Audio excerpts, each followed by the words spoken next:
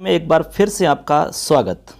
आज हम 12वीं कक्षा का अगला वीडियो लेकर आए हैं। इससे पहले हमने आपका जो तीसरा पार्ट चल रहा है मानव धर्म, उसमें आपके एक वीडियो अपलोड कर दिया है जिसमें हमने आपको श्लोक आपके लगभग 6 श्लोक के विषय में आपको कंप्लीट पूरी जानकारी दी थी। इसमें पूरी आपको बहुत ही सरल तरीक़ा से व्याख्या के साथ में आपको समझाया गया था।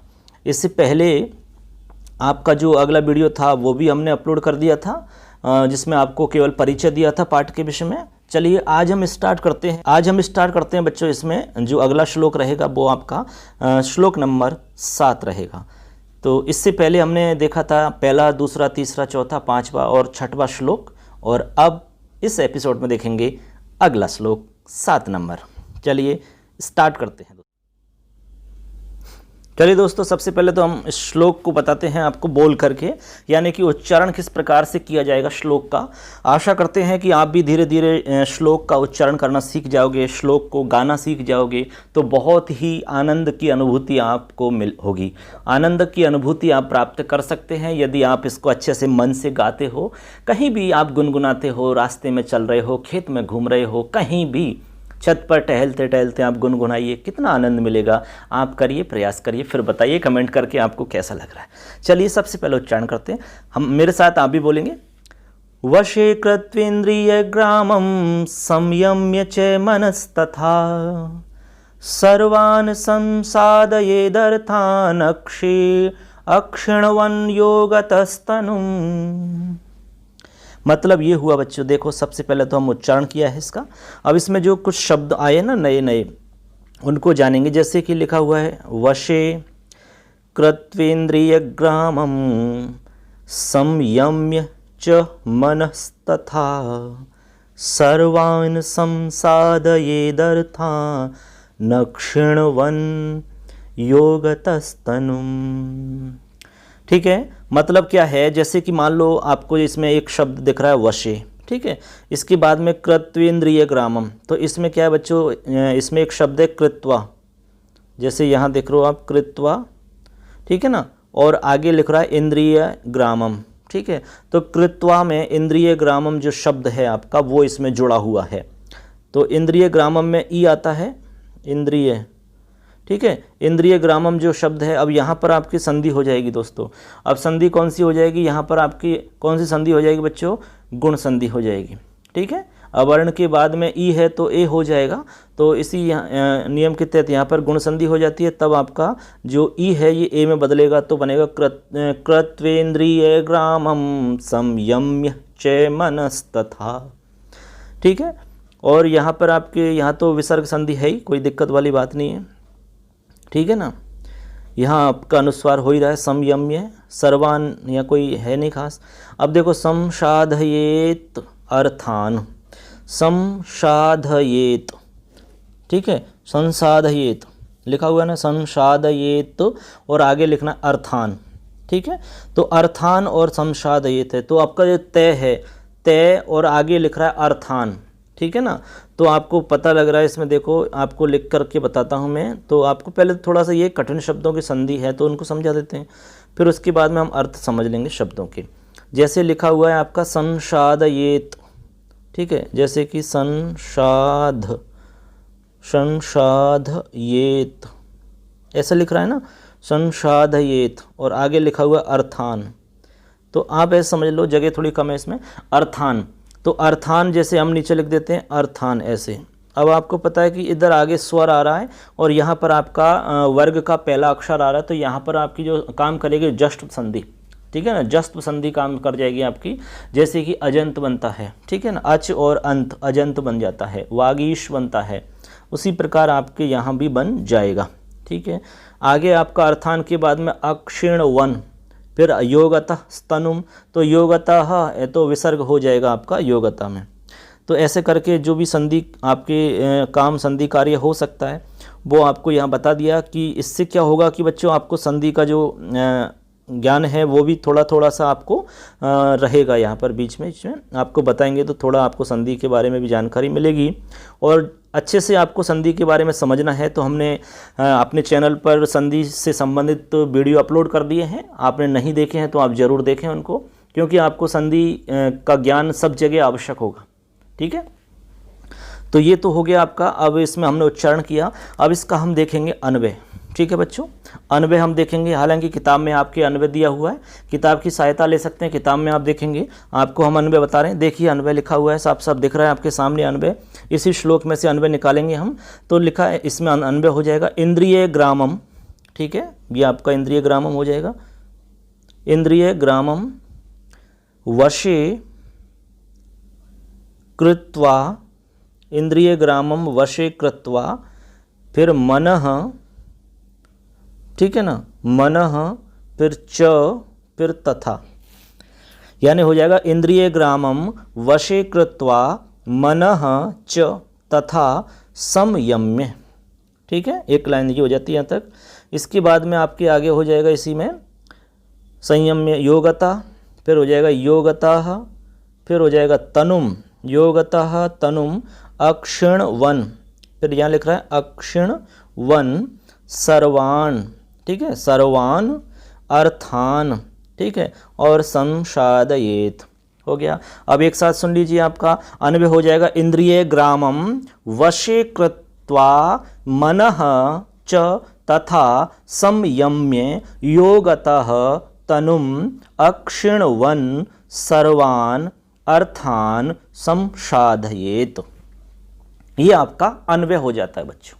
दिख रहा है सबको, स्क्रीन पर हम अन्वय दिखा रहे हैं आपको। तो अब इसमें से हम जो कठिन शब्द हैं आपके लिए, सारे के सारे शब्द आपको बता देंगे। कठिन तो क्या, सभी बता देते हैं। ठीक है, तो एक एक शब्द को देखते चलेंगे और आपको समझाते चलेंगे। देखिए सबसे पहले लिखा इंद्रिय ग्रामम। ठीक है, जैसे आप तो इसमें श्लोक में से समझ लो, अन्वय के आधार पर नहीं समझा, श्लोक में से समझ लेते हैं। सबसे पहले लिख रहा है वशे। तो वशे का मतलब होता है वश में, वश में करना कहते हैं ना, जैसे कि हमने किसी को वश में कर लिया, ठीक है ना, अपने अधीन कर लिया। वश में करना, अपने कंट्रोल में लाना, यानी अपने कंट्रोल में कर लेना, ये होता है ना वश में करना, समझ गए। इसके बाद में लिख रहा है कृत्वा। तो कृत्वा का मतलब होता है बच्चों करके। ठीक है, फिर लिखा हुआ है इंद्रिय ग्रामम। तो इंद्रिय ग्रामम का मतलब होता है इंद्रियों के समूह को। इंद्रिय हम जानते हैं आँख कान नाक जीभ त्वचा, जो हमारी इंद्रियां हैं। तो इंद्रियों के समूह को, ग्रामम का मतलब यहाँ समूह है। ठीक है, फिर लिखा हुआ है संयम्य। संयम्य, तो संयम्य का मतलब होता है आपका नियंत्रण करने से, नियंत्रण करना। ठीक है, या उसको रोक करके, या नियंत्रित करके, या नियंत्रण करके। ठीक है, च यानी और होता है, मनस तथा यानी कि और मन, तथा मन। ठीक है, यानी कि उसी प्रकार मन को, तथा मनस तथा यानी उसी प्रकार मन को। ये इसका मतलब हुआ आपका मनस तथा का, उसी प्रकार मन को। सर्वान है फिर आगे, सर्वान का मतलब सभी को। ठीक है ना, सर्वान यानी सभी को। उसके बाद में संसाधयेत लिखा हुआ है। क्या लिखा है? संसाधयेत। तो संसाधयेत का मतलब होता है भली भांति साधना करके, भली भांति साधना करके। ये आपका किसका अर्थ हुआ? संसाधयेत का। ठीक है, अर्थान, फिर आगे लिख रहा है अर्थान, इसी में लिख रहा है ना ये अर्थान। तो अर्थान का मतलब अर्थ, अर्थों को। अर्थों का मतलब है जो आपके चार पुरुषार्थ हैं वो आपके अर्थ हुए, यानी धर्म अर्थ काम मोक्ष, उनकी बात है यहाँ पर। अर्थान का मतलब चारों पुरुषार्थों से है। ठीक है बच्चों, अर्थान का मतलब क्या रहेगा? चारों पुरुषार्थों से इसका अर्थ निकलेगा। फिर लिखा हुआ है अक्षिण वन, यहाँ लिख रहा है ना, ये देखो अक्षिण वन। ठीक है, अक्षिण वन का मतलब क्या होता है? तो अक्षिण वन का आपको अर्थ याद रखना है, क्षीण या कमजोर न करते हुए। ठीक है, यानी कमजोर नहीं करते हुए। ठीक है, क्षीणम न कुर्वन, कमजोर नहीं करते हुए, अक्षीण वन। ठीक है, शत्रुपद का रूप है। इसके बाद में लिख रहा है योगतः स्तनुम।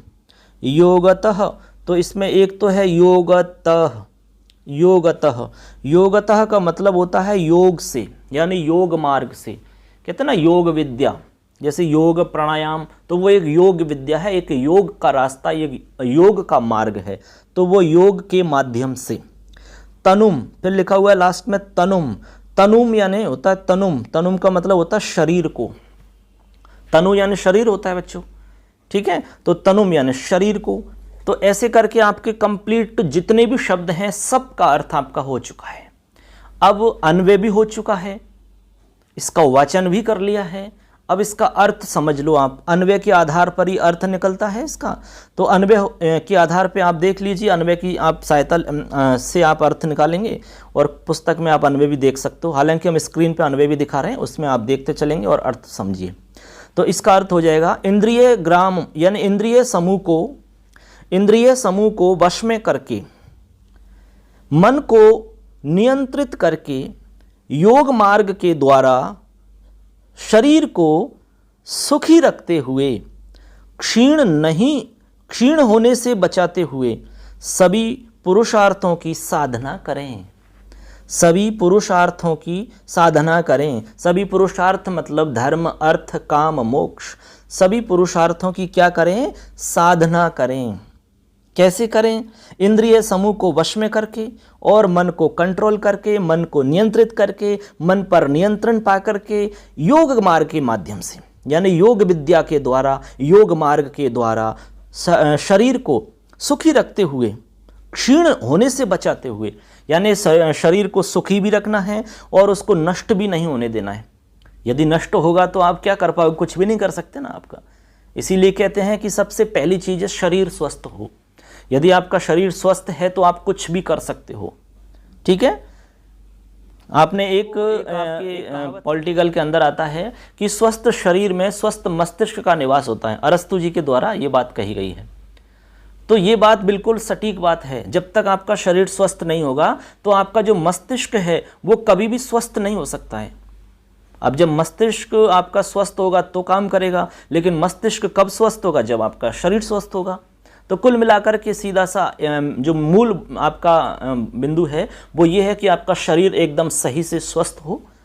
तो यही बात इसमें कही गई है बच्चों। कैसे कही गई है एक बार समझ लीजिए अच्छे से। इंद्रिय समूह को वश में करके, मन को रोक करके, मन को नियंत्रित करके, योग मार्ग के द्वारा शरीर को सुखी रखते हुए और क्षीण होने से बचाते हुए सभी पुरुषार्थों की साधना करनी चाहिए। ठीक है, बात समझ में आ गई होगी आपकी। तो ये आपका श्लोक हो गया। वशे वशे कृत्वेन्द्रिय ग्रामम संयम्य च मनस्तथा सर्वान् संसादयेदर्थान् अक्षिणवन् योगतस्तनुम्। अब आशा करते हैं इसमें आपको ये पूरी बात कंप्लीट समझ में आ गई होगी।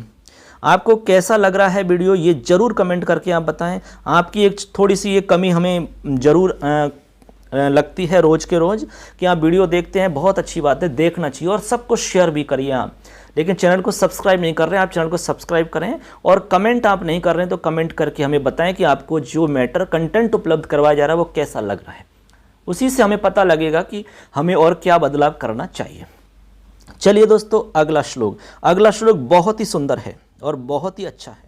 अगला श्लोक है आपका अविवादनशीलस्य नित्यं वृद्धोपसेविनः चत्वारि तस्य वर्धन्ते आयुर्विद्या यशो बलम। ठीक है, बहुत ही सुंदर श्लोक है। आपने हो सकता है पहले भी सुना हो। ये तो बहुत ही सिंपल सा है, इसमें कठिन शब्द नहीं है। जैसे कि एक तो अविवादनशीलस्य नित्यं वृद्धोपसेविनः चत्वारि तस्य वर्धन्ते आयुर्विद्या यशो बलम। ठीक, ये इसका आपका वाचन हो जाता है। अब इसमें देखो, एक तो है अविवादन, ये लिख रहा है आपका अविवादनशीलस्य नित्यं वृद्धोपसेविनः चत्वारि तस्य वर्धन्ते आयुर्विद्या यशो बलम। अब इन्हीं में से हमें अन्वय निकालना है श्लोक का। ठीक है, जब अर्थ हम करें तो उससे पहले अन्वय की आवश्यकता पड़ती है। ठीक है, अन्वय से होता क्या है? अर्थ व्यवस्थित हो जाता है और बिल्कुल सटीक जो अर्थ है उसका वास्तविक वो पूरा अर्थ आपके सामने आसानी से निकल जाता है। तो इसमें अन्वय भी एकदम सिंपल रहेगा। अन्वय हो जाएगा दोस्तों इसका नित्यम अविवादनशीलस्य। ठीक है, नित्यम लिखा हुआ है, अविवादनशीलस्य भी लिखा हुआ है, तो ये आपका नित्यम हो जाएगा, अविवादनशीलस्य हो जाएगा। इसके बाद में वृद्धोपसेविनः, एक लाइन तो ये हो जाती है आपकी। तो ये हो जाएगा नित्यम अविवादनशीलस्य वृद्धोपसेविनः, फिर तस्य आयु विद्या यश बलम, आयु विद्या यश बलम, आयु विद्या यश और बलम चत्वारि वर्धन्ते। ये आपका अन्वय हो गया, एकदम सिंपल अन्वय है, ठीक है ना। तो दोबारा सुन लीजिए, आप अन्वय देख लो, स्क्रीन पर दिख भी रहा है। नित्यम अभिवादनशीलस्य वृद्धोपसेविनाः तस्य आयुः विद्या यशः बलम चत्वारि वर्धन्ते। ठीक, ये अन्वय है। अब अन्वय के आधार पर अर्थ निकलेगा आपका, लेकिन अर्थ बताने से पहले एक बार इसके शब्दों का अर्थ समझ लेते हैं, ठीक है दोस्तों। तो इसमें सबसे पहले लिखा हुआ है आपके अभिवादनशीलस्य। अभिवादनशीलस्य का मतलब होता है अभिवादनशील का। अभिवादनशील का मतलब हो गया सिंपल सा, जो अभिवादनशील व्यक्ति होता है, नम्र व्यक्ति होता है, ठीक है। जैसे आप मान लो कि जैसे कोई पेड़ है और पेड़ में बहुत सारे फल लग जाते हैं तो वो नम्र हो जाता है, अभिवादनशील हो जाता है एक प्रकार से, ऐसा मान लो आप। तो अभिवादनशील का मतलब हुआ कि अभिवादनशील जो व्यक्ति जिसमें नम्रता हो, ठीक है, अच्छे से व्यवहार करने वाला हो सभी के साथ में, अभिवादन करने वाला हो सबसे, ठीक है, ऐसे अभिवादनशील, जिसके अंदर अभिवादनशीलता हो, वो व्यक्ति हुआ। नित्यम यानी प्रतिदिन। वृद्धोपसेविनाः, वृद्धोपसेविना का मतलब होता है आपके बड़ों बूढ़ों या वृद्ध लोगों की सेवा करने के इच्छुक या सेवा करने में जो लगा हुआ रहता है, ठीक है, यानी वृद्ध लोगों की सेवा करने में रत। अब वृद्ध लोगों में कोई भी हो सकते हैं, बड़े बूढ़े जितने भी लोग हैं, गुरु जरसाम सेवाम, कोई भी लोग हो सकते हैं आपके। तो वृद्ध लोगों में, ये वृद्ध लोगों की सेवा करने की इच्छुक या फिर सेवा में लगा हुआ, ठीक है। इसके बाद में चत्वारि यानी चार, चत्वारि यानी चार होता है। तस्य यानी उसके, वर्धन्ते यानी वृद्धि होती है। आयु यानी आयु जानते हैं हम, अवश्य आयु का मतलब आपकी एज, कहते हैं ना कितनी आयु हो गई आपकी। उसके बाद में विद्या, विद्या हम जानते ही हैं, जानना या समझना आपकी विद्या है। अनेक प्रकार की विद्याएं होती हैं। यश, यश का मतलब आपकी कीर्ति होती है, यश कीर्ति कहते हैं ना, यश कीर्ति, तो यश का मतलब कीर्ति है आपकी, एक पहचान होती है विशेष, एक यश फैलता है आपका। बलम यानी आपकी शक्ति, ताकत मान लो आप, बल, ठीक है। तो ये आपका हो गया, सबका अर्थ हो गया। अब इसका आप पूरे श्लोक का अर्थ समझ लीजिए आपके अन्वय के आधार पर। तो सिंपल अर्थ है इसका हो जाएगा, नित्य बड़ों की सेवा, ठीक है, नित्य बड़ों की सेवा और प्रणाम करने वाले पुरुष की, यानी अभिवादनशील, प्रणाम करना यानी अभिवादन करना, तो नित्य बड़ों की सेवा करना और प्रणाम करने वाले पुरुष की आयु, विद्या, यश और बल, इन चार चीज़ों में वृद्धि होती है, यानी ये चार चीज़ें बढ़ती हैं उसकी, ठीक है। यानी कि जो व्यक्ति नित्य बड़ों की सेवा करता हो, वृद्ध लोगों की सेवा करता हो, चाहे उसमें माता पिता हों, गुरु हों, कोई भी हो सकता है, उनकी सेवा भावना उसके अंदर रहती है, ठीक है, मन से सेवा करता हो और प्रणाम करता हो, अभिवादनशील हो, ऐसे व्यक्ति की चार चीज़ों में वृद्धि होती है, उसकी आयु बढ़ती है। आपने सुना होगा बच्चों, जैसे मान लो आप किसी जो बड़े बूढ़े लोग हैं, वृद्ध लोग हैं, उनके आप चरण स्पर्श करते हो, पैर छूते हो, तो पता है वो आपको आशीर्वाद देते हैं कि दीर्घ आयु हो, लंबी आयु हो, आपको 100 साल की आयु देवे भगवान, आप 100 साल तक जीवें, ठीक है, ऐसे वो आपको आशीर्वाद देते हैं। और कभी कभी तो जो वृद्ध लोग हैं वो आशीर्वाद देते हैं, इस प्रकार से बोलते हैं कि पूतो फलो दूधो नहाओ, दूधो नहाओ पूतो फलो, दूधो नहाओ पूतो फलो, कहने का मतलब सब कुछ संपन्न हो जाओ, ठीक है। तो एक बात आप यहाँ समझ लीजिए, आपके पूरे जीवन के लिए याद रखनी है कि जिस व्यक्ति के पास जितने ज़्यादा आशीर्वाद होते हैं ना, वो उतना ही ज़्यादा सफल होता है जीवन में।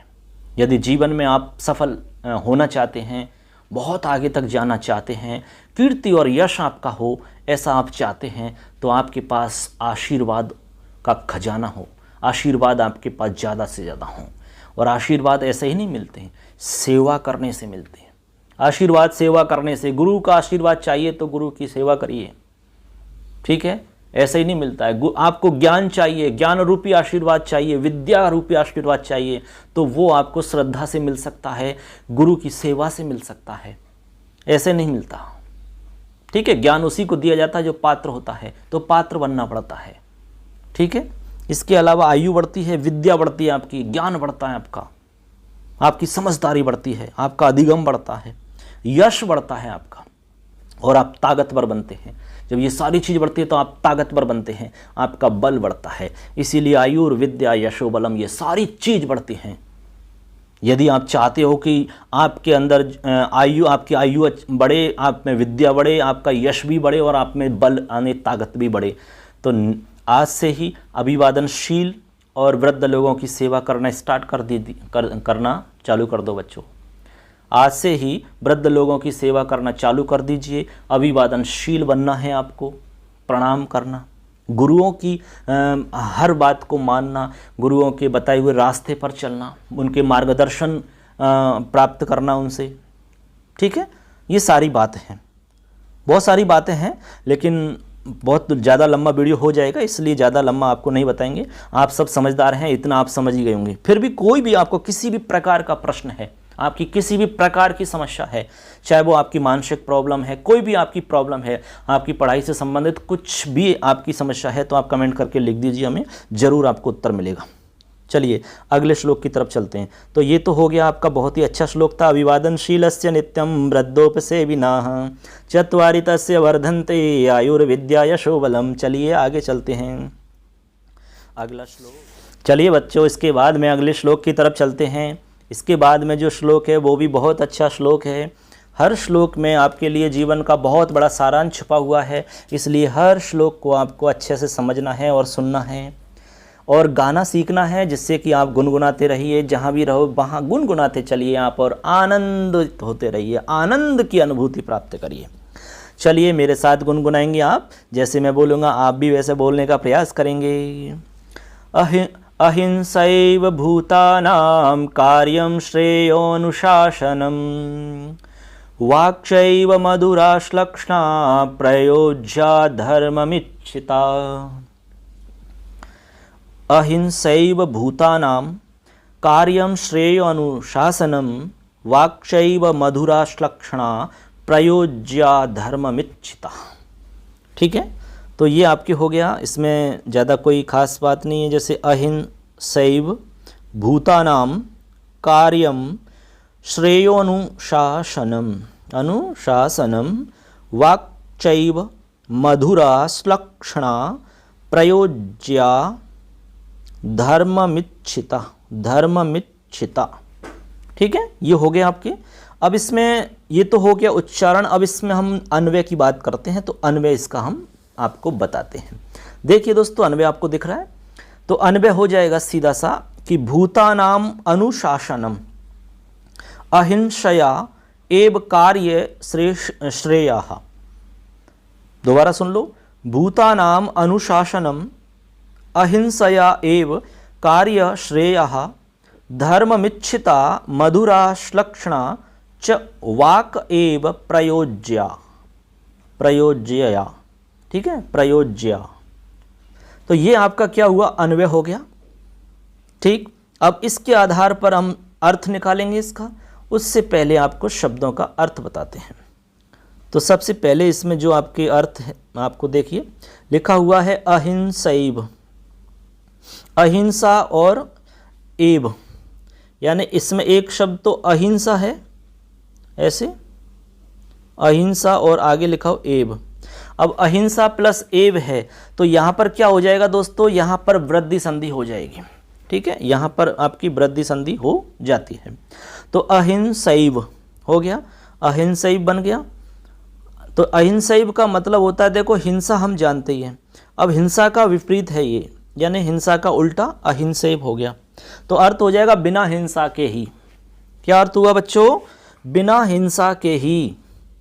फिर है भूतानाम, भूतानाम का मतलब भूत नहीं है जो आप समझ रहे हो वो भूत भूतानाम का अर्थ होता है बच्चों प्राणी नाम, यानी प्राणियों का। क्या अर्थ हुआ, प्राणियों का। प्राणी भूतों से कम थोड़ी ना है तो भूतानाम का अर्थ हुआ प्राणियों का। ठीक है, कार्यम यानी कार्य, काम जानते ही हैं। श्रेयः, श्रेयः का मतलब होता है श्रेष्ठ या उत्तम। श्रेय का मतलब हुआ श्रेष्ठ या उत्तम। अनुशासनम, अनुशासनम, तो अनुशासनम, अनुशासन आप जानते ही हैं, ठीक है, अनुशासन होता है, तो अनुशासनम यानी अनुशासन। वाक यानी वाणी, वाक्चैव, ठीक है, और वाक यानी वाणी, च यानी और, एव यानी ही, ठीक है ना। तो एक साथ लिखा हुआ वाक्चैव, तो वाक यानी वाणी होता है और च यानी और होता है और एव यानी ही होता है, इसी में लिखा हुआ है सब। आगे है मधुरा, तो मधुरा का मतलब होता है मधुर, और आगे लिख रहा है फिर श्लक्षणा, श्लक्षणा, तो श्लक्षणा का मतलब हो जाता है आपका यहाँ पर ईमानदारी से, क्या अर्थ हो जाए, ईमानदारी से, ठीक है। प्रयोज्या, आगे लिख रहा है आपका प्रयोज्या, प्रयोज्या का मतलब होता है बच्चों प्रयोग की जानी चाहिए, यानी व्यवहार में ली जाना चाहिए, व्यवहार करना चाहिए, या प्रयोग की जाना चाहिए, या प्रयोग की जानी चाहिए, या फिर व्यवहार करना चाहिए, प्रयोज्या। धर्ममिच्छिता, फिर लिखा हुआ है धर्ममिच्छिता, तो धर्ममिच्छिता का मतलब होता है जो धर्म अर्जित करना चाहता है उसके द्वारा, जो धर्म अर्जित करना चाहता है उसके द्वारा। जैसे मान लो आप चाहते हो कि आपके पास धर्म अर्जित हों, कहते हैं ना हमने धर्म का काम किया है, ये आप धर्म के काम करो, धार्मिक काम करो, तो धर्म को अर्जित करने का इच्छुक, जो धर्म अर्जित करना चाहता है उसके द्वारा, ये इसका अर्थ है, ठीक है। ये तो हुआ शब्दों का अर्थ हो गया, अन्वय भी हो गया, उच्चारण भी हो गया। अब इसका अर्थ आप एक साथ पूरे, आप अन्वय के आधार पर पूरे श्लोक का अर्थ देखिए, ठीक है। तो अर्थ हो जाएगा प्राणियों के कल्याण के लिए, ठीक है, प्राणियों के कल्याण के लिए अहिंसा से ही अनुशासन करना श्रेष्ठ या उत्तम है, ठीक है। दोबारा समझ लीजिए, प्राणियों के कल्याण के लिए अहिंसा से ही अनुशासन करना श्रेष्ठ है। धार्मिक शासक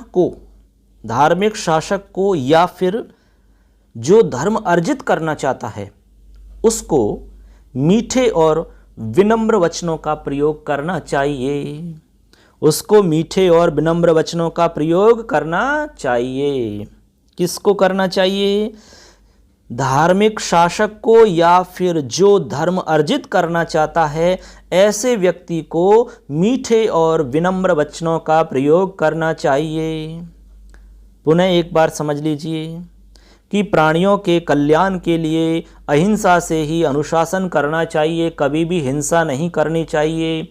तभी तो गांधी जी ने कहा था अहिंसा परमो धर्म, अहिंसा परम धर्म। हिंसा नहीं करनी है तो बिना हिंसा के अनुशासन करना श्रेष्ठ बताया, ठीक है। तो प्राणियों के कल्याण के लिए बिना हिंसा के ही अनुशासन करना श्रेष्ठ है, और जो व्यक्ति धर्म अर्जित करना चाहता है उसे मीठा और विनम्र वचनों का प्रयोग करना चाहिए। तो आपको समझ लेना है, आप अपने आप से पूछ लो कि भाई आपको धर्म अर्जित करना है या नहीं। यदि आपको धर्म अर्जित करना है तो आपको मीठे वचन और विनम्र वचनों का प्रयोग करना चाहिए। ये आपके ऊपर है, आप समझ लेना, आराम से रात को सोच लेना, ठीक है दोस्तों।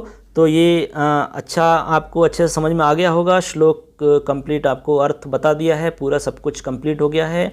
इसमें से किसी भी तरह से कोई भी प्रश्न बनता है तो आशा करते हैं आप उसका जवाब देने में समर्थ हो सकते हैं, ठीक है।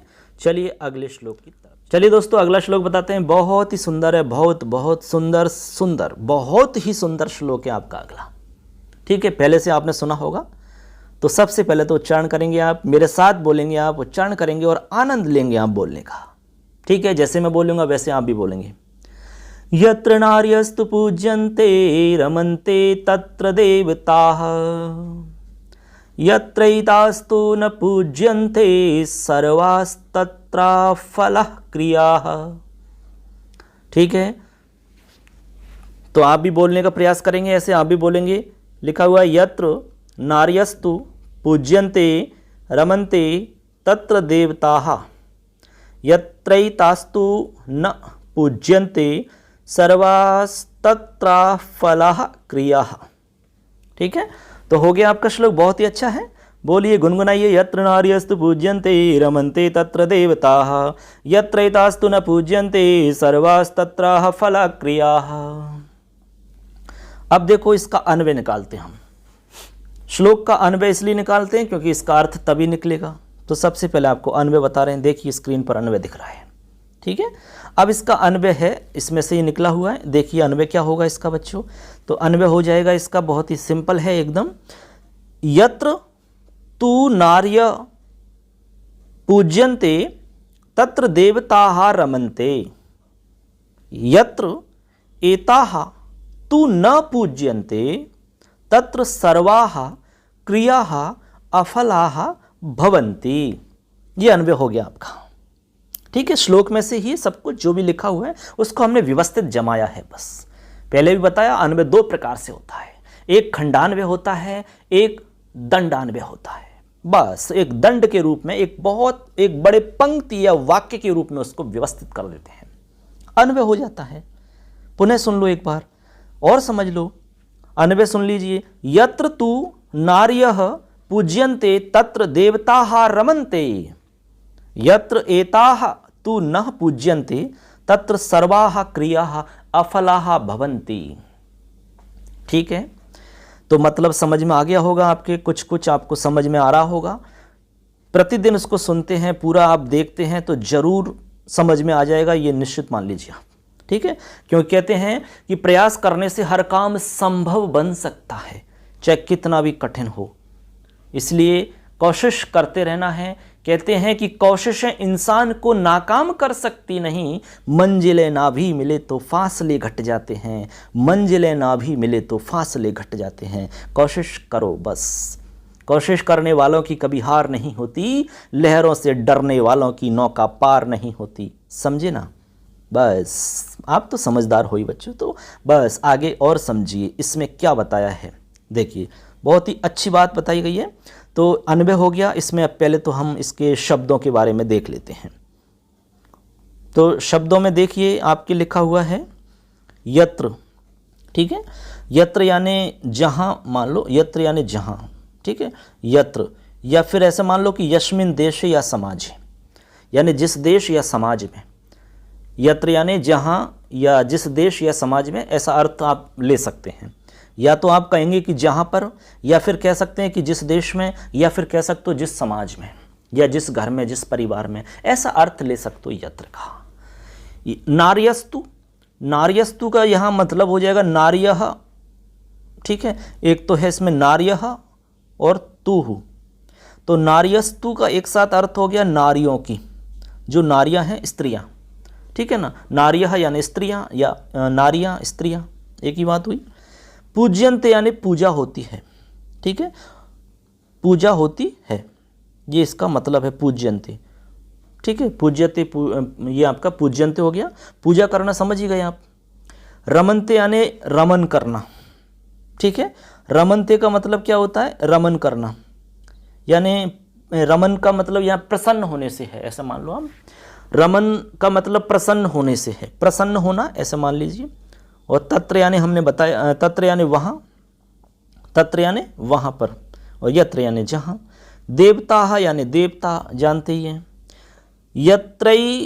यत्र एताः, अब इसमें टुकड़े करने पड़ेंगे इसके। देखो यत्रैतास्तु लिखा हुआ है एक साथ। ठीक है, अब इसको हम ऐसे लिखेंगे यत्र, फिर लिखा एताः,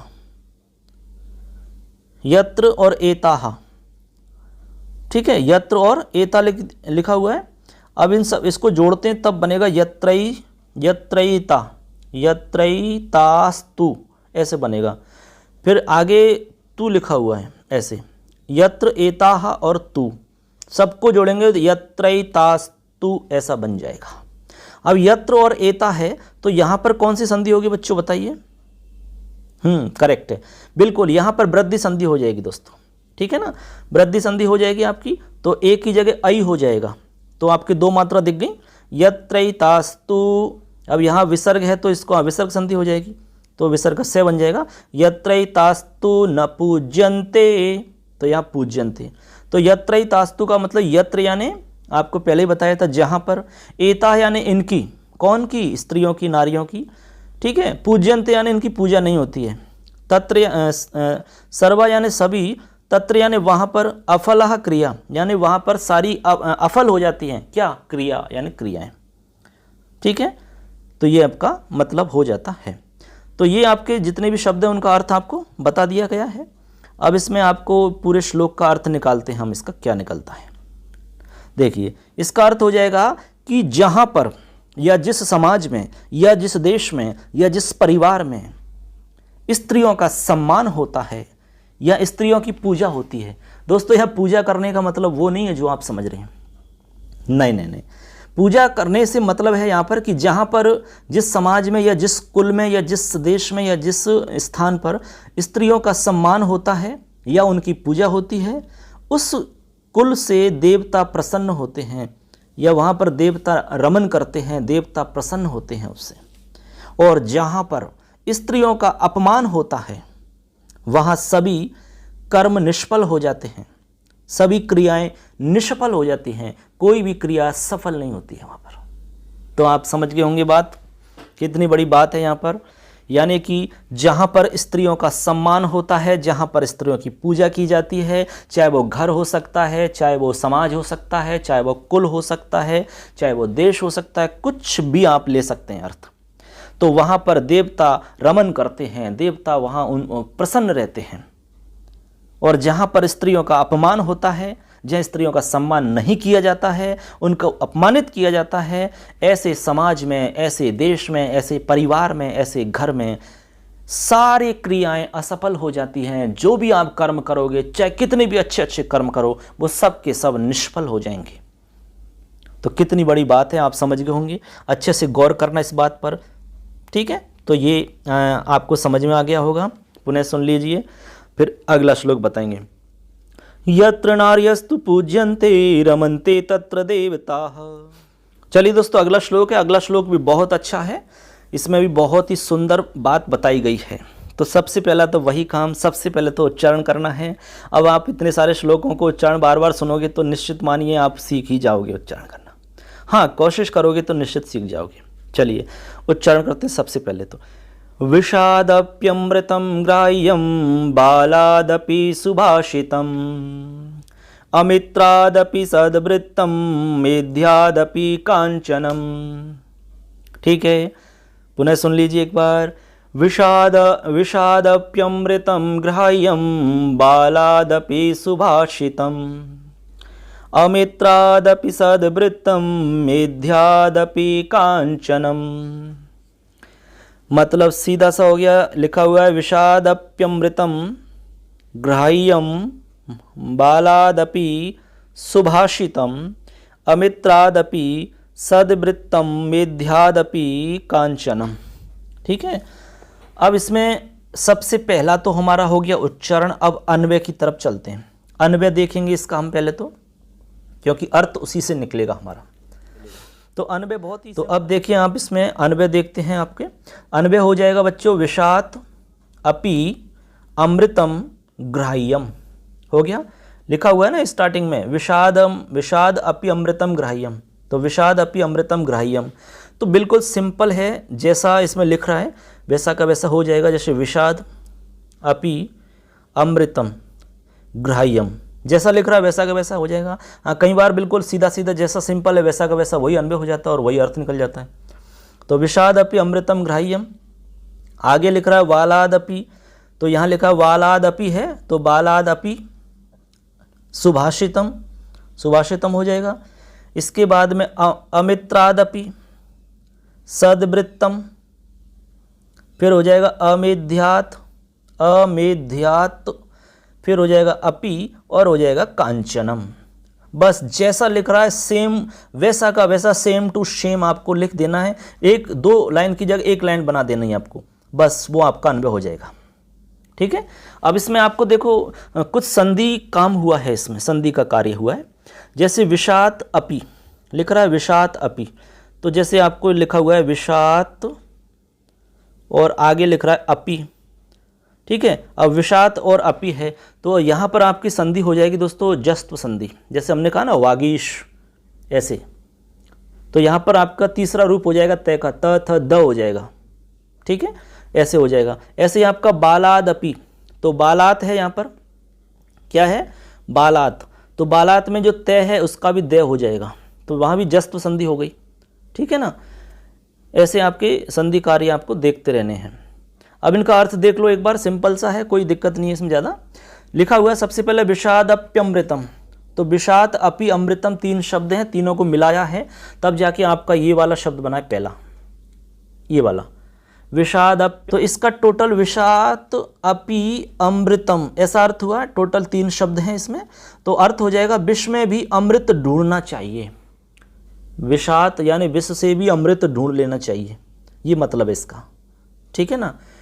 विष यानी जहर होता है, अपि यानी भी, और अमृत यानी अमृत। ग्राह्य यानी ग्रहण करना चाहिए, ग्राह्य यानी ग्रहण करना चाहिए।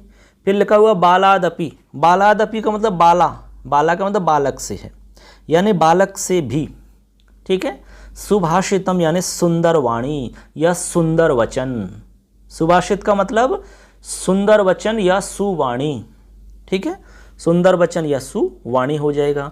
ऐसे आगे लिख रहा है अमित्रात अपि, तो मित्र जानते ही हो, अब मित्र का जब विपरीत होगा विलोम शब्द तो अमित्र हो जाएगा, तो अमित्रात पंचमी हो गई, तो से यानी अमित्र से, यानी शत्रु से भी, दुश्मन से भी, शत्रु से भी, ठीक है। आगे लिख रहा है सद्वृत्तम, सद्वृत्तम का मतलब होता है आपका अच्छा वृत्त, सद्वृत्त यानी कि अच्छा व्यवहार या आचरण, यानी सदाचार कह सकते हो, सद्व्यवहार कह सकते हो, सद्वृत्त का मतलब, ठीक है। तो ये हो गया। आगे लिख रहा है अमेध्यादपि, अमेध्यादपि, तो अमेध्याद का मतलब होता है आपका मैल या कीचड़ या फिर गंदगी या फिर अपवित्र मान लो, अमेध्यात का ये सब अर्थ अमेध्यात के हैं। अपि यानी भी, और कांचनम यानी आप जानते हो सब, कांचनम का मतलब होता है सोना, स्वर्ण, गोल्ड, ठीक है। तो अर्थ हो गया सबका। अब इसका एक साथ पूरे का अर्थ देख लो, बहुत ही सिंपल है, जैसा लिखा हुआ पंक्ति में वैसा का वैसा हो जाएगा, यानी कि विष से भी अमृत, ठीक है, विषादप्यमृतम ग्राह्यम, विष से भी अमृत को ग्रहण कर लेना चाहिए, ठीक है। विष से भी यानी विष यानी जहर से भी अमृत को ग्रहण कर लेना चाहिए, यदि जहर या विष में भी अमृत है तो उसको भी ग्रहण कर लेना चाहिए, बात सही है। यदि अमृत की प्राप्ति विष के अंदर भी हो रही है तो उसको भी ग्रहण कर लेना चाहिए, मतलब बहुत अच्छी बात आपको मिल रही है तो उसको ग्रहण कर लेना है। तो अमृत तो बहुत बड़ी बात है कि इससे तो हम अमर हो जाओगे, यदि वो चीज़ अमृत आपको यदि विष के अंदर भी मिल जाए तो उसको भी ग्रहण कर लेना चाहिए, ये इसका मतलब हुआ। फिर आगे लिख रहा है बालक से भी सुंदर वाणी ग्रहण कर लेनी चाहिए, यानी बालादपि सुभाषितम, सुंदर वचन बालक से भी ग्रहण कर लेने चाहिए। ये नहीं कि भाई अच्छी बात बता रहा है तो आप ग्रहण नहीं करें कि नहीं छोटा बच्चा ये तो अपने से छोटा है, ये तो बहुत अपने से गरीब है, बालक है, ये क्या जानता होगा, ऐसा नहीं है। यदि बालक है चाहे छोटा है, कैसा भी बालक हो, यदि वो अच्छी बात बता रहा है, सुंदर वाणी बता रहा है, सुंदर वचनों का प्रयोग कर रहा है, तो जो ग्रहण करने योग्य है उसको ग्रहण कर लेना चाहिए, ठीक है, चाहे आप कितने भी बड़े हों।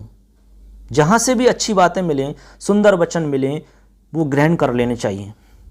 आगे है फिर शत्रु से सदाचार ग्रहण कर लेना चाहिए, यदि अच्छा व्यवहार, अच्छा आचरण यदि दुश्मन से भी प्राप्त हो रहा हो तो वो भी ग्रहण कर लेना चाहिए। ये नहीं कि नहीं यार दुश्मन है, ये क्या जानता होगा, नहीं ऐसा नहीं है। यदि आपको लग रहा है कि इसका व्यवहार बहुत अच्छा ही है इस जगह, उसको ग्रहण कर लेना चाहिए। अपवित्र स्थान से भी स्वर्ण को ले लेना चाहिए, यानी सोने को अपवित्र स्थान, गंदगी, मैल, कीचड़, कैसी भी जगह हो वहां से भी ग्रहण कर लेना चाहिए सोना, ठीक है। तो ये इस पूरे श्लोक का अर्थ हो जाता है आपका, बहुत ही सिंपल था, सरल था, आप समझ गए होंगे। एक श्लोक और पढ़ेंगे आप, फिर आज की वीडियो आपकी कंप्लीट हो जाएगी, फिर बचे हुए श्लोक आपकी नेक्स्ट वीडियो में हम आपको बताएंगे अगले एपिसोड में। तो अभी एक श्लोक और पढ़ेंगे, चलते हैं अगले श्लोक की तरफ। अगला श्लोक है आपका, बहुत ही सुंदर श्लोक है। आप सोच रहे होंगे सारे ही सुंदर हैं, वास्तव में सारे ही श्लोक आपके बहुत ही सुंदर हैं, ठीक है। चलिए पहले तो वाचन करेंगे। यथा खनन खनित्रेण नरो वार्यधिगच्छति तथा गुरुगतां विद्यां शुश्रूषुरधिगच्छति। मतलब लिखा हुआ है सिंपल कि यथा खनन खनित्रेण नरो वार्यधिगच्छति तथा गुरुगतां विद्यां शुश्रूषुरधिगच्छति। ठीक है, ये तो आपका उच्चारण हो गया। आप भी बोलिए ऐसे अच्छे से, आपको भी मजा आएगा, बहुत अच्छा लगेगा। अब इसका अन्वय देखो, इसमें भी ज़्यादा कठिन अन्वय नहीं है, सिंपल सा अन्वय है इसका भी। तो अन्वय हो जाएगा इसका, यथा नरः खनित्रेण खनन वारी अधिगच्छति, शुश्रूषु तथा गुरुगताम विद्याम अधिगच्छति। ठीक है, ये इसका अन्वय है। अन्वय आप स्क्रीन पर देख रहे हैं तो दिक्कत नहीं आएगी, स्क्रीन पे आप देख लीजिए, एक बार दोबारा देख लेंगे। यथा नरः खनित्रेण खनन वारी अधिगच्छति, शुश्रूषुः तथा गुरुगताम विद्याम अधिगच्छति। ठीक है ना, ये अन्वय हो गया, इसका उच्चारण हो गया इसका पहले। अब इसके अर्थ देख लीजिए आप, इसके अर्थ क्या क्या हैं, उसके बाद में पूरा श्लोक का अर्थ हम आपको बताएंगे। तो लिख रहा है यथा, यथा का मतलब जैसे, जिस प्रकार से हम जानते हैं यथा। तो यथा आप जानेंगे, यथा यानी जैसे जैसे, एक दो आपके जुड़े हुए शब्द थे, यथा तथा, जैसे तैसे, यथा। खनन, खनन आप जानते हो, खनन यानी खोदना होता है, खोदते रहने पर, खनन करते हुए यानी करते रहने पर, खनन कार्य करते हुए। ठीक है, कुछ भी, जैसे आप खेत में गए, खेत में आपने कुछ खोदा, खड्डे खोद रहे हो, गड्ढे खोद रहे हो, तो खनन यानी खोदते हुए, खनन कार्य करते हुए। खनित्रेण, खनित्रेण का मतलब होता है दोस्तों जो खोदने का यंत्र होता है ना, फावड़ा जिसको कहते हैं, खनन यंत्र, फावड़ा। फावड़ा जानते हो सब, और भी नाम हो सकता है अलग कुछ, लेकिन हम तो उसको फावड़े के नाम से जानते हैं सिर्फ। तो फावड़ा होता है जिसको मिट्टी खोदते हैं, हम खेतों में काम करते हैं, फावड़ा होता है, तो उसको खनित्रेण कहते हैं, फावड़े के द्वारा, फावड़े से। नरो यानी नर यानी मनुष्य, वार यदि गच्छति, वारी, तो वार यदि गच्छति का मतलब वारी, ये वार यदि का मतलब वारी है। अब इसमें देखो, इसमें टुकड़े करते हैं इसको, तो ऐसे लिख रहा है बच्चों, देखो वारी, एक तो है वारी और दूसरा शब्द है अधिगच्छति। इसको अच्छे समझ लो, ये बहुत इंपॉर्टेंट है आपके लिए। वारी प्लस अधिगच्छति, तो वारी अधिगच्छति हो गया। तो यहां पर दोस्तों यण संधि हो गई। अब यण संधि हो गई तो यहां कैसे हुआ, वारी यानी तो जल होता है, अधिगच्छति यानी प्राप्त हो जाना होता है। ठीक है, प्राप्त कर लेता होता है या प्राप्त होता है। और वारी यानी जल है, तो वारी में जो ई है, ये ई दिख रहा है ना, इकार, इस इकार को यह हो जाएगा। अब यह हो गया तो रे जो है वो हलंत हो जाएगा। अब जो हलंत रे है वो हमेशा ऊपर जाता है, तो यह के ऊपर चला जाएगा। अब यह भी हलंत है तो यह में अधिगच्छति का अ मिल जाएगा, तो आपका यह पूरा हो जाएगा, तब बनेगा वार यदि गच्छति। तो यदि गच्छति बना, तो अधिगच्छति की जगह यदि गच्छति बना और रे ऊपर चला गया, तो वा के बाद में उच्चरित हुआ, तो वार यदि गच्छति, ऐसा हो जाएगा। समझ में आ गया, यण संधि का रूप ये आपका है। आगे है तथा, तथा यानी वैसे। गुरुगताम यानी गुरु में स्थित, गुरुगताम यानी गुरु के अंदर स्थित, आचार्य में स्थित, अपने गुरु जी में स्थित। विद्याम यानी विद्या को। शुश्रूषुः, शुश्रूषुः का मतलब होता है आपकी सेवा करने का इच्छुक, सेवा करने का इच्छुक। अधिगच्छति यानी प्राप्त कर लेता है, अधिगच्छति यानी प्राप्त कर लेता है। बहुत ही अच्छा श्लोक है, बहुत ही अच्छी बात बताई गई है। आपका जीवन बदल सकता है, सब कुछ प्राप्त कर सकते हो यदि ये बात आपको अच्छे से समझ आती है तो, और अपने जीवन में उतारते हो, अपने व्यवहार में उतारते हो तो। ठीक है, अब इसका मतलब समझो आप।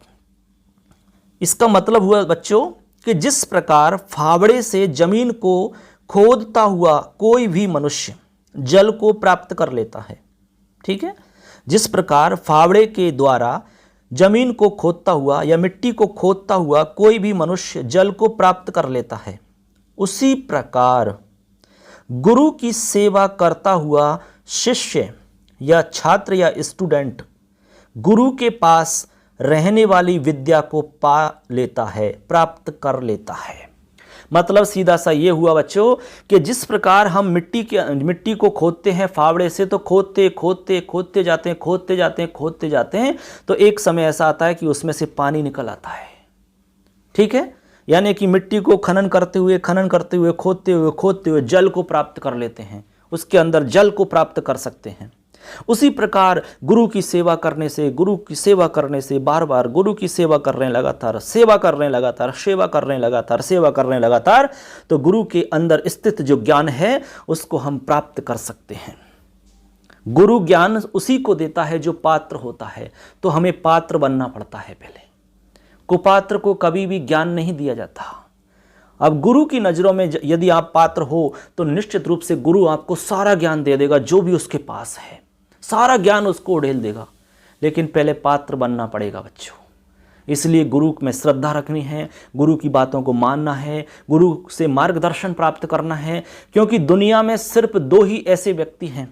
ये बात बहुत ही छोटी लेकिन बहुत मोटी बात है। दुनिया में सिर्फ 2 ही ऐसे व्यक्ति हैं जो सिर्फ ये चाहते हैं कि हमारे बच्चे हमसे भी आगे बढ़ें, और दुनिया में कोई भी नहीं चाहता। एक तो आपके माता पिता और दूसरा गुरु। माता पिता यानी कि माँ जो है वो पहली गुरु मानी जाती है, तो है तो गुरु ही, ठीक है। उसके बाद में आपके शिक्षक या गुरु जी हमेशा यही चाहेंगे कि हमारा बच्चा बहुत आगे बढ़े, हमसे भी आगे जाए। कोई ईर्ष्या नहीं होती उसको, कोई दुख नहीं होता इस बात का। लेकिन क्या आपका दोस्त इस बात से खुश होता है कि आप अपने दोस्त से आगे निकल जाओ, आपके पड़ोसी से आप आगे बढ़ जाओ? क्या ऐसा कोई चाहता है? क्या आपके रिश्तेदार ऐसा चाहते हैं? कोई भी नहीं चाहता दुनिया में, सिर्फ 2 व्यक्तियों के अलावा। तो इसलिए ये खास है दोस्तों। तो अच्छे से आपको जो बातें इसमें बताइए अपने व्यवहार में उतारने का प्रयास करेंगे, चेष्टा करेंगे, अपने जीवन को आप बदल सकते हैं। इसलिए हर लाइन के अंदर आपके जीवन को बदलने के लिए इसमें हर बात इसमें बताई गई है। इसीलिए पाठ का नाम मानव धर्म है। बहुत ही मानव जो इम्पोर्टेंट है, मानव के जो धर्म हैं हर व्यक्ति के प्रति, चाहे वो माता पिता के प्रति, भाई बहन के प्रति, समाज के प्रति, परिवार के प्रति, स्वयं के प्रति, गुरु जी के प्रति, सब जगह क्या क्या हमारे कर्तव्य रहते हैं, कौन सा कार्य करने योग्य है, सब कुछ आपको इसमें बताया गया है। तो आज के लिए दोस्तों इतना ही पर्याप्त रहेगा। थोड़ा सा वीडियो लंबा हो सकता है क्योंकि हमने एक एक बात को थोड़ा सा डिटेल से समझाया है, बिल्कुल अच्छे से समझाया है, उदाहरण देके समझाया है, जिससे आप कभी भी नहीं भूलोगे। बस आप सुन लीजिए, गारंटी आपको समझ में हमेशा के लिए आ जाएगा। तो आशा करते हैं आपको समझ में आया होगा। वीडियो कैसा लगा जरूर कमेंट करके बताएं, और अपने दोस्त जितने भी दोस्त हैं सबको भेजो, आप सबको बताओ, चाहे वो प्राइवेट स्कूल का हो, सरकारी स्कूल का है, किसी भी जिले कहीं का भी है, जिनको भी आप जानते हो, जिनके पास संस्कृत सब्जेक्ट 12वीं में पढ़ते हैं उन सबको भेजिए, जिससे कि जो लाभ आपको मिल रहा है वो उनको भी मिले।